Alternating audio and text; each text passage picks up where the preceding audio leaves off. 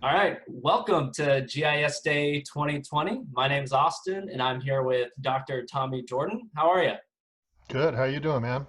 Doing all right, doing all right. We're Good. really excited to have you here, and we're really excited that we were able to come up with a virtual meeting this year with the pandemic going on, and with GIS playing such a crucial role in mapping and identifying how this pandemic works. So it's a really important topic for us to continue talking about this year. So Agreed. really excited to have you on, and you're a master of GIS with over 30 years of experience. So let's just go ahead and start talking about that. So Tommy, could you tell us a little bit about your experience working with GIS? Well, I started working with GIS before it was a thing. How about that? But so I've seen it grow from character raster-based stuff into through all of the ArcGIS, ArcView, ArcGIS Pro. All through the iterations, and I've grown and learned it all, and it's all good. But you know what I think about GIS is I think it's a wrapper. Um, because I'm actually a trained photogrammetrist, certified photogrammetrist, and I've done remote sensing all my career, and I've done GPS. We were involved in some of the early GPS surveys and um, ground surveying, kind of all of the stuff that goes into this. And what happens is that GIS has become the wrapper for all of the other related geospatial techniques, Mhm. and it becomes kind of the integrating thing, so that now we're not, you don't just use GIS. You use GIS with images, or you use GIS with LiDAR, or you throw GPS points in there, or you throw, you were talking about the coronavirus, you throw incidence rates and statistics, and so you've got all this other stuff that goes in, and then the GIS system itself allows you to put it all together in a coherent manner, and then do your analysis that you can then make your decisions from. And I don't see GIS as a thing. I see it as a system of things. Right. Right. So you mentioned things like remote sensing and photogrammetry.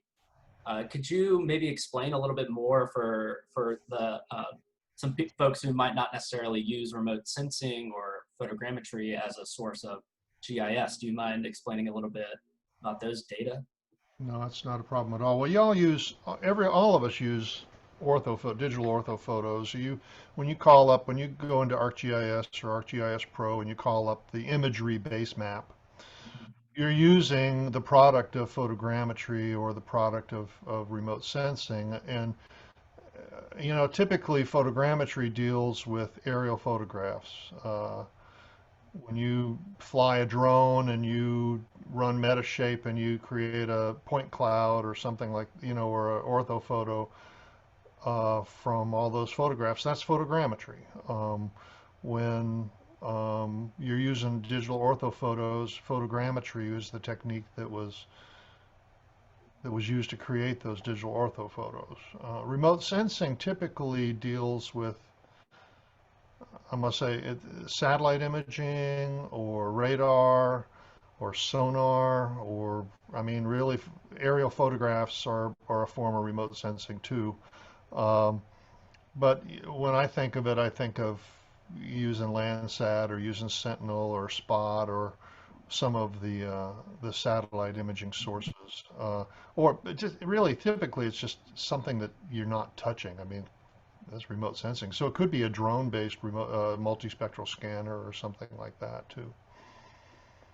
So, we got to use it all. It all becomes a source of our information. Yeah, it sounds like GIS just encapsulates so many sources of data. And like you mentioned earlier, the integration aspect of GIS, there's so many different layers that go into this. Yeah. So I actually have a question because, GIS isn't something you happen to think about every day, you know, when you're going through high school and going through college. How did you find yourself into this GIS field? Um, well, I mean, like I said, I was doing so okay well, through photogrammetry, I guess, and through working at the university. When I um, when I was in school, I didn't know what I wanted to do. You know, I started off actually as a music major, and then I went away to New York and played music for a few years up there. And when I was 19, I came back to school and decided I would be a statistics major, and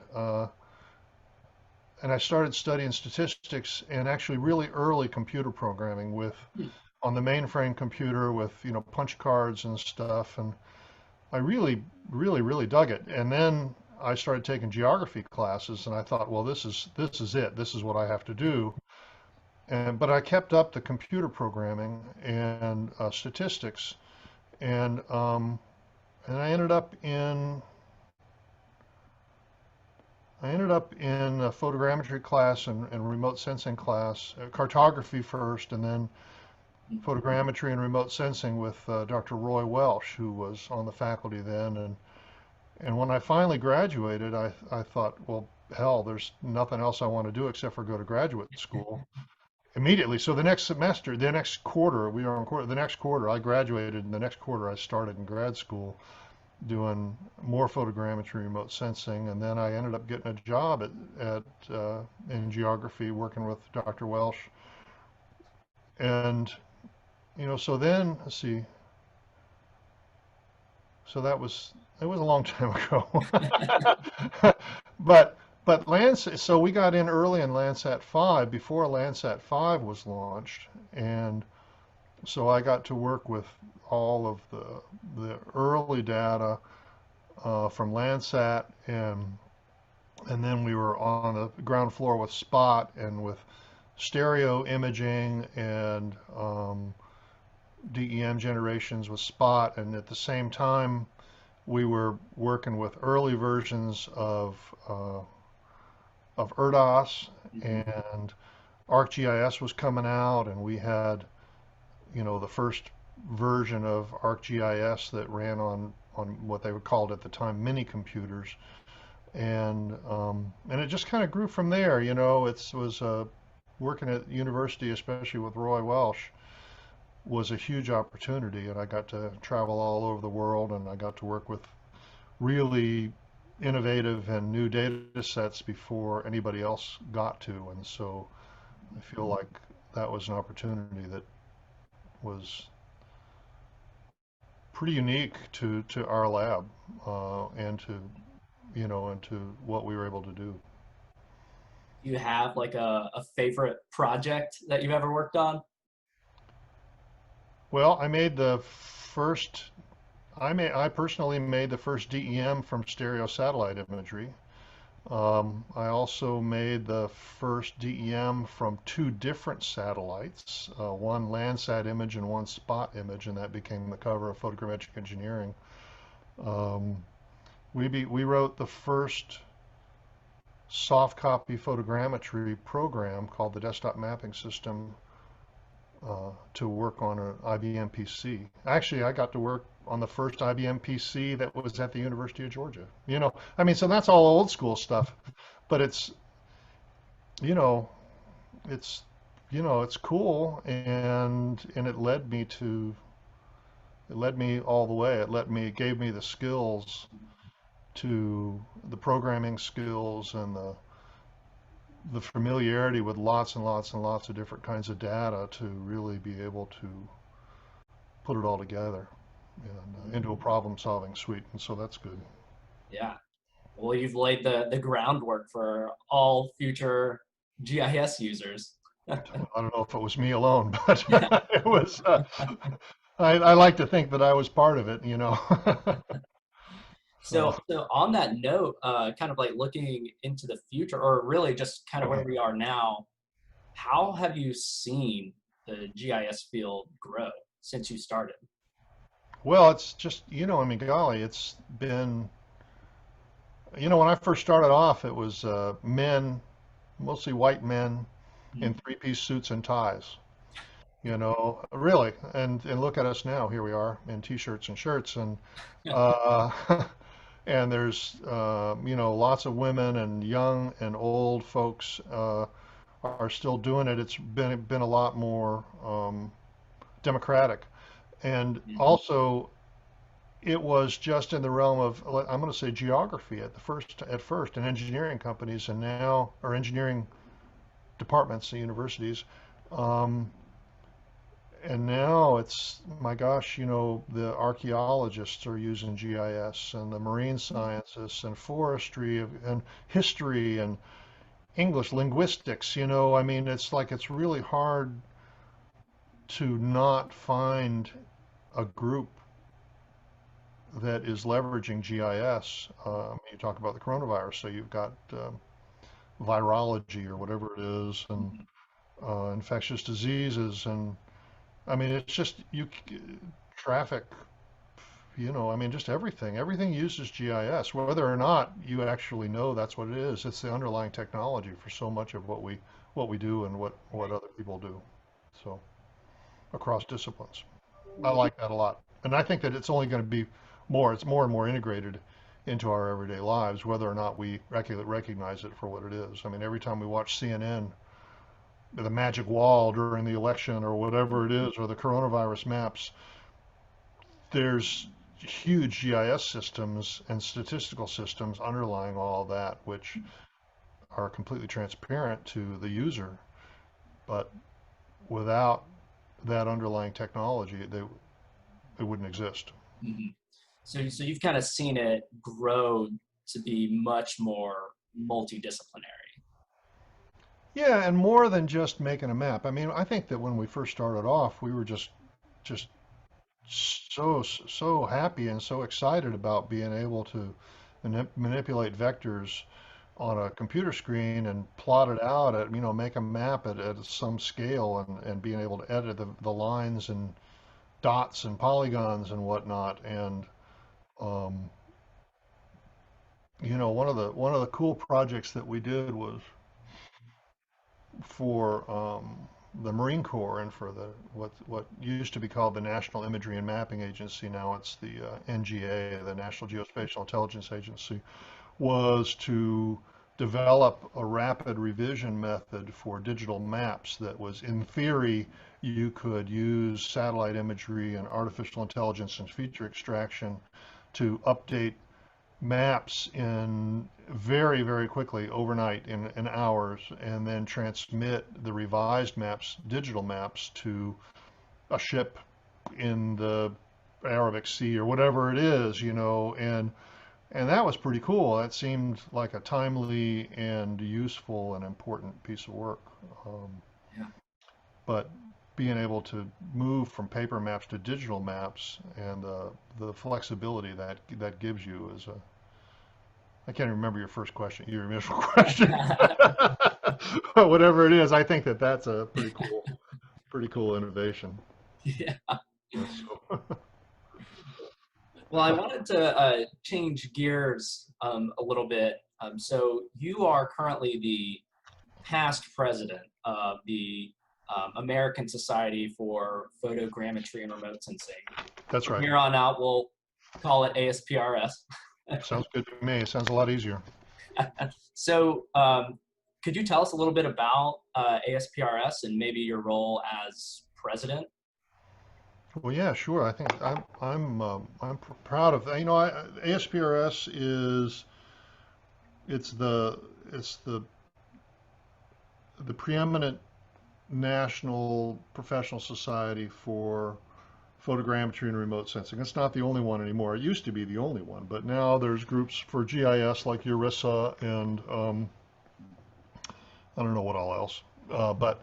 But for a long time, um, and it still is, ASPRS is the preeminent organization, not only in the U.S. but also in the world.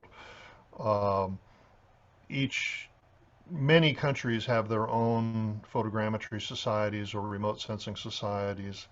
Um, a lot of them are under the umbrella of the International Society for Photogrammetry and Remote Sensing, ISPRS, and we're members of that too.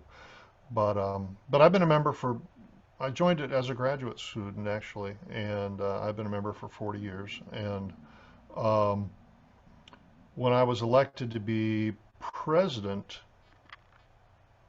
that was, you know, really a huge honor actually. I mentioned my old mentor, not my old mentor, my mentor, Roy Welsh. He was president in 1985. Another friend of mine, well, someone you know very well, Marguerite Madden, was president in 2007, I think, 7 or 8. Another classmate and good friend of mine, also from Georgia, University of Georgia, Lynn Ursery, was president in 2014, I think. And then I became president in 2019. So that's 4 of us from our department, from the University of Georgia Geography Department, who became presidents of ASPRS. And I think that that's a huge accomplishment and feather in the cap of our department.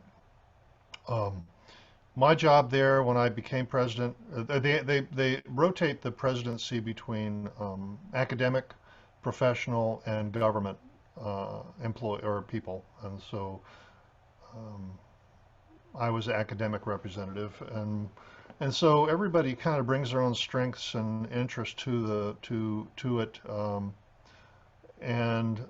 So one of the things that I've been involved with a lot is online education, developing an online education program. That's not the only thing. As you're president, you get to don't really make all the decisions. You just get to approve all the decisions. You don't have a lot of power, but you do have a lot of work. But it's a good thing. It's a very good thing. Service is what we're supposed to do, and working for the betterment of a group that you believe in is a good thing to do too.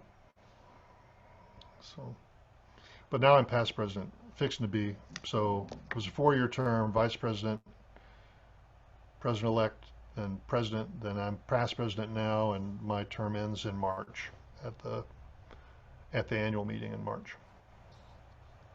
All right. So, Tommy, quick question because we have a lot of prospective GIS users out there and current GIS users. What advice would you give to those folks who might be really interested in pursuing a career using GIS?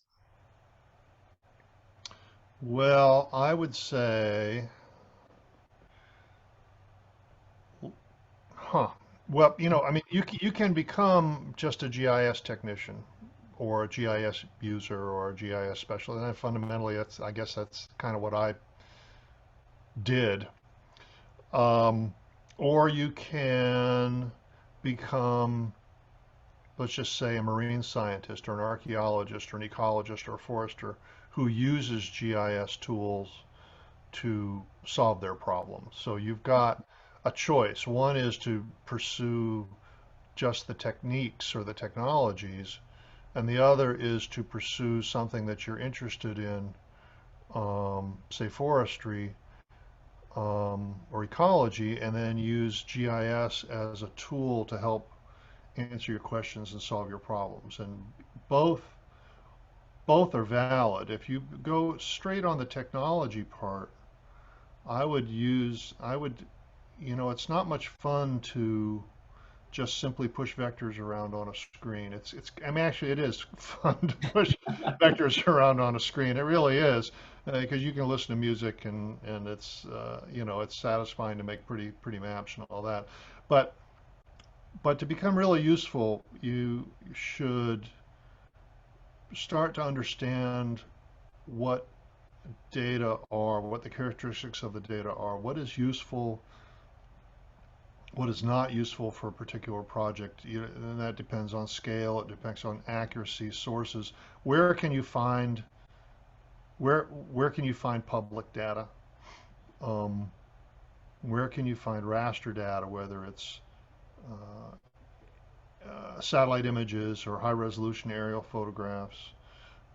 digital elevation models, bathymetry, land use, land cover, canopy cover. These are things that are out there, but there's other things that are not out there that you might need to solve your problem. There are other kinds of data that are not out there that you might need to solve your problem. And so you need to know how to derive that data or how to collect that data. So, it's useful to understand remote sensing and satellites and drones and GPS, and today it's not just enough to be able to push vectors around on your screen. That's where we got to begin. You got to learn that tool, that technique, but it is simply a tool. The problem solving part is the challenging part. How do you talk to a client and let them say, well, what I want is I want to know what the acreage of my island is at high tide. Mhm. So, my God, what are the kinds of things that go into a question like that? Elevation data, accurate elevation data. Is a USGS DEM good enough or not? What is the resolution of that? Do you need LiDAR? How do you get LiDAR? If you don't have LiDAR, where could you find it? Mhm. How do you find the area of where's high tide? There's lots of pieces of the puzzle that go into answering a pretty on the surface simple question like that, and it becomes more than just a pushing vectors around problem, and that's where it gets and stays interesting.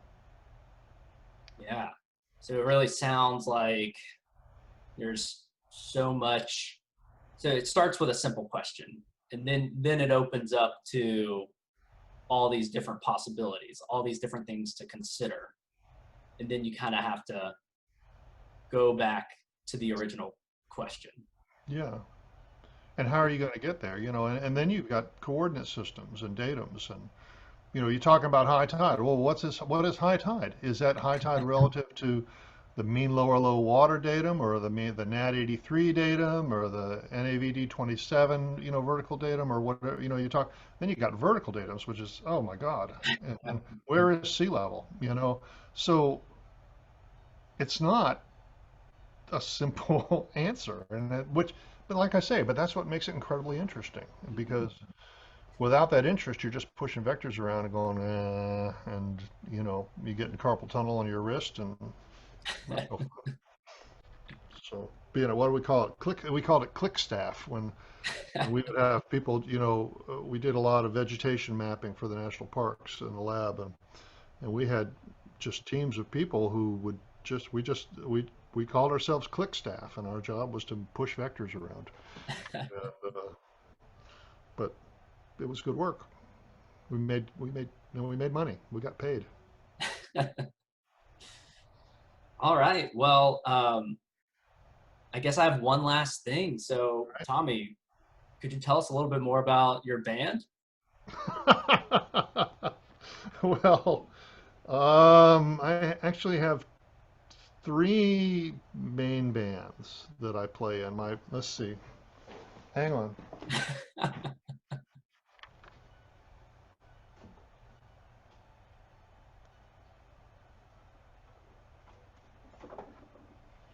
All right. So one of my bands is called Mr. Jordan, Mr. Tonks. That's my primary one. And this is my newest record with that. How can you see that? It's called Troubles. And that band is me and my friend William Tonks. He plays dobro and electric and acoustic guitar. I play acoustic guitar and banjo when we both sing uh, sing harmonies. And part of this record is live in the studio for a radio show with a full six-piece band. So half of it's acoustic and half of it's electric, and so that's pretty awesome and fun. And then this is my other band. It's called String Theory, and it's completely different. It is an old-time string band with fiddle, and I play the banjo in it. Guitar. There's guitar, mandolin, bass, and five of us. And that's old-time music, which is kind of like pre-bluegrass stuff. And And then I also play in a Grateful Dead cover band. Uh, electric guitar. I play the Bobby Weir part, and my son Ben is the lead guitar player and lead singer in that. And unfortunately, not too many gigs have been happening since COVID start. But I've been doing some virtual gigs, and I put on the. I'm also the director of the North Georgia Folk Festival, Mhm. and I put on. It was like putting together three 2-hour episodes of a TV show, and that was pretty awesome and fun. And I've done some kind of video benefit gigs and some podcasts, and everything is virtual now. So, but luckily, one day in the future, we'll be able to get out and play live again, which I've been in bands, performing bands since I was 14 years old. So I kind of miss it. But yeah, hopefully we'll get out there soon and we can check out one of your concerts. Well, that would be fine. You're invited. You're invited. Great. So is there anywhere specific that we can find your music? Spotify, how about that? Easy enough. You can find it on Spotify and Amazon and iTunes and stuff like that. As Mr. Jordan, Mr. Tonks, where is it? There's my camera. There it is. Mr. Jordan, Mr. Tonks. There's actually two albums out there on that one. And then String Theory all wound up. There's a bunch of bands called String Theory out there. It's just a good name. But Spotify, yeah, is a good place to do it. Awesome. Awesome. Well, thank you so That's much. my real life, actually. Well, thanks so much for doing this, Tommy. It was great to learn a little bit more about your GIS experience and how you've seen it grow and where you see it going.